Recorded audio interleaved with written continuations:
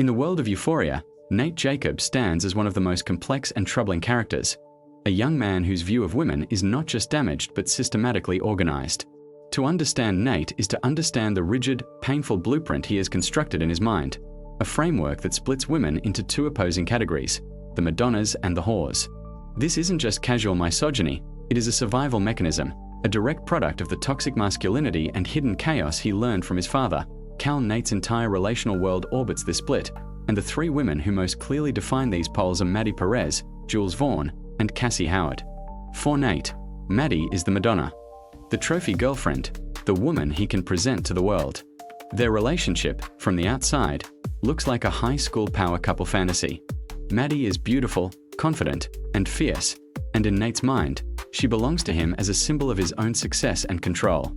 He puts her on a pedestal, but a pedestal inside a prison. He demands her loyalty, her exclusivity, and her adherence to a very specific image. He buys her expensive gifts, fights for her honor, and projects onto her an ideal of purity and possession. However, this idealization is incredibly fragile and comes with brutal strings attached. Because she is the Madonna, any perceived threat to that purity, real or imagined, is met with extreme rage and punishment. His physical abuse, his psychological manipulation, his terrifying need to control every aspect of her life, all stem from this desperate need to keep the Madonna figure unsullied. If she steps out of line, she risks falling from grace, tumbling from the category of Madonna into the category of whore in his fractured psyche. This is why his love feels so much like hatred. It is the love for an idea, not a person, and the violence is what he uses to sculpt the real Maddy into that unattainable idea. The polar opposite in Nate's blueprint is the category of the whore, a space occupied primarily by Jules and Cassie, though for very different reasons. Jules represents a profound and terrifying threat to Nate's entire worldview from their very first interaction. As a transgender girl, Jules immediately disrupts Nate's rigid, binary understanding of gender and sexuality, concepts already poisoned by his father's secret life. Cal's hidden sexual encounters with queer individuals, recorded and stored away, are Nate's original traumatic exposure to a world outside his narrow understanding. When he connects the online persona of Tyler to Jules, she becomes the living, breathing embodiment of his father's secrets and, by extension, his own repressed confusion and self-loathing. Jules is not just a whore to him, she is a symbol of the chaos he must dominate and destroy to feel in control. His campaign of harassment against her, the catfishing, the blackmail, the intimidation, is not merely cruelty for its own sake. It is an attempt to violently force the unpredictable, fluid reality Jules represents back into a box he can label and control, the whore. By degrading and threatening her, he is trying to cleanse the perceived stain she represents on the fragile order of his world. Cassie Howard's tragic arc, however, provides perhaps the clearest and most heartbreaking illustration of Nate's Madonna whore complex in action. Cassie enters Nate's life firmly in the whore category due to her sexual history, which is known and gossiped about at school.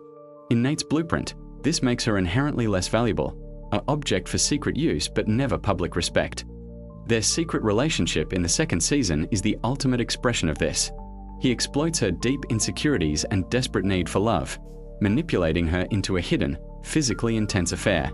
He demands absolute secrecy, treating her with a mixture of carnal obsession and utter contempt.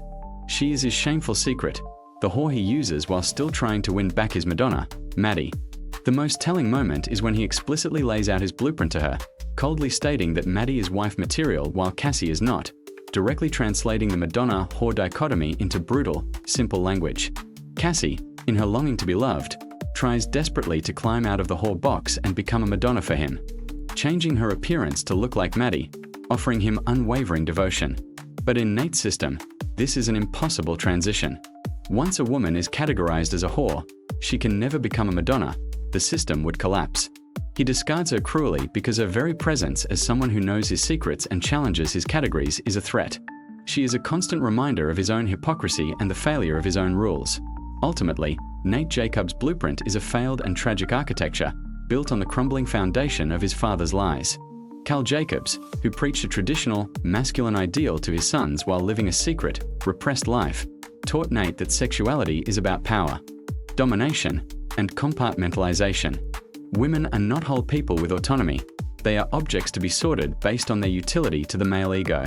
The Madonna is for public display and ownership, a proof of normalcy.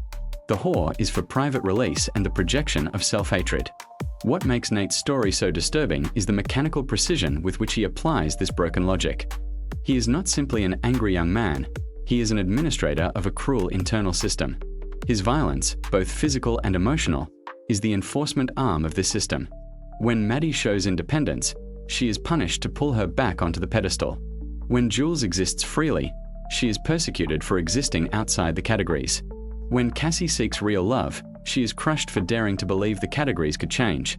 This division is his prison, and he is both the warden and the most tormented inmate. It prevents him from seeing any woman as a full, complex human being. It prevents him from experiencing genuine intimacy, which requires vulnerability and equality, things his blueprint cannot compute.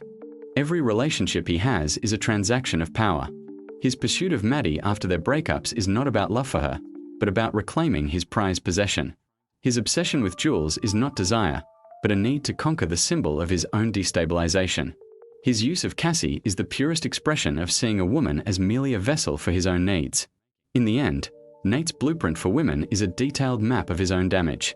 It is a learned response to a world that terrified him as a child when he discovered his father's tapes, a world where nothing was as it seemed. To create order from that chaos, he built these two boxes. But the tragedy is that no real woman can ever fit into such boxes. And so Nate is left in a perpetual state of war with reality itself, forever trying to force the beautiful, messy, complicated women around him into the rigid, heartbreaking, and ultimately empty categories of Madonna and whore.